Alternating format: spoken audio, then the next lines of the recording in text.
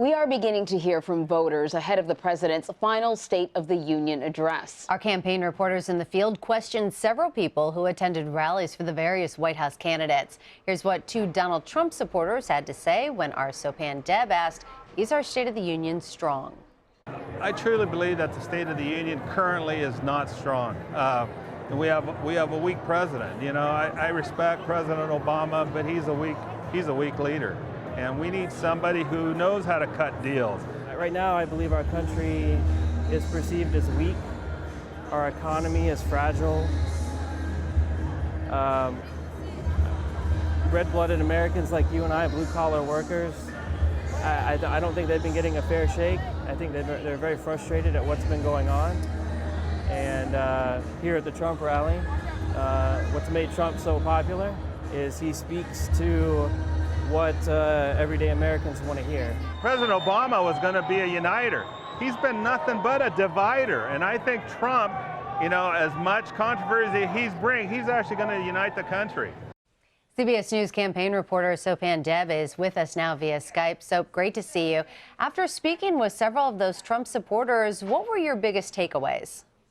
Well, I'll tell you what really strikes me at Trump rallies is how much the voters that go to these Trump rallies, how much they take on the persona of the candidate himself, Donald Trump, or the other way around, or as they claim, how much Donald Trump speaks for this kind of unbridled anger that comes from these supporters.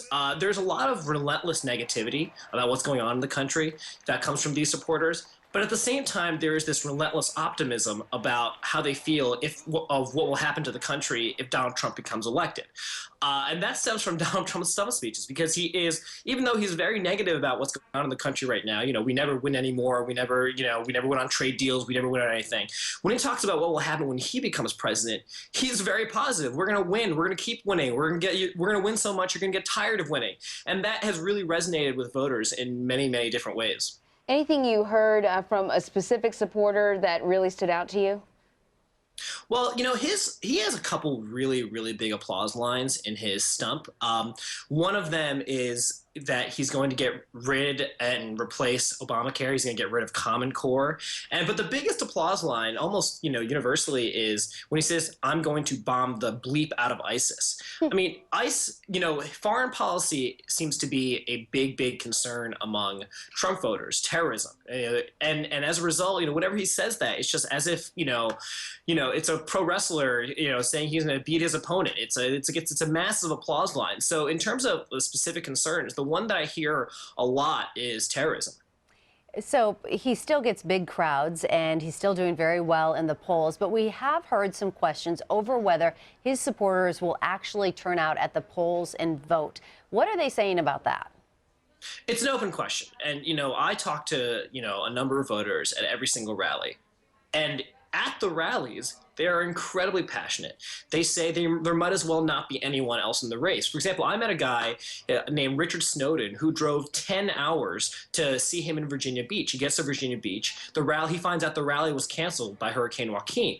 He then turns around, drives another 10 hours to then see Trump in, I believe it was Nashville, Tennessee. And he said he planned on seeing him even more at other rallies. That's unique to the Trump campaign. That doesn't happen with other candidates. Other candidates don't really have groupies that follow them from stop to stop.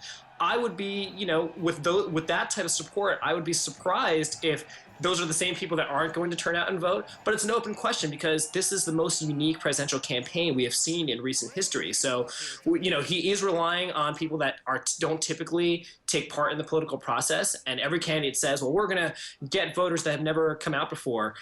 And for Donald Trump, he's kind of the one in recent history that might be the most uniquely positioned to get those types of voters. Yeah, you talk about how unique the campaign is, and he certainly said a number of controversial things along the way, and every time he says something, you know, we, the journalists, the following day, pick it apart. Is it factually correct? Is it not? I'm wondering if any of that matters to the supporters that you see. Are they concerned about whether the things that he says are factually correct or even doable?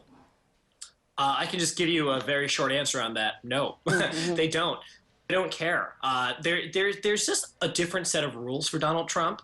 He can say whatever he wants, and his supporters will kind of believe it, because they say, well, they give him a lot of slack because he's not a politician, that he's a true quote unquote outsider. They give him slack that he's changed positions on many things. They give him slack when he says stuff that is politically incorrect. When he says stuff that the media deems controversial or that other candidates criticize him on, that makes his supporters more likely to support him because they just see him. That's as another example of Donald Trump being politically incorrect, saying things out loud that his supporters are afraid to say, and that makes him very, very attractive to his core group of supporters, that he is willing to say whatever's on his mind, and they perceive him as being honest regardless of what he's talking about. So he gets a lot of slack from his supporters.